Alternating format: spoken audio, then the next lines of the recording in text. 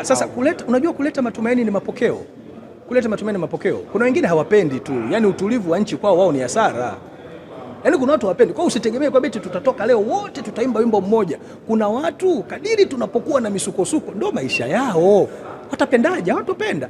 Lakini kwa yoyote ambaye kwa kweli ana nia njema na nchi hii, ameisikiliza tume, ameona genuinity ya tume, ameona weledi wa tume, ameona uzoefu wa tume, kwa sababu ile ripoti ilivyokuwa ikichambuliwa sio ripoti ya kitaifa brother. Hata wale waliokuwa sasa wana mashaka na hii tume, ungemleta nani angesema maneno gani tofauti, angetumia methodology gani tofauti? Wameonyesha walikuwa wanatumia kimataifa, wanaturudisha kanda, wanaturudisha ndani, wanakwenda kimataifa, wanatuleta kanda, wanaturudisha ndani.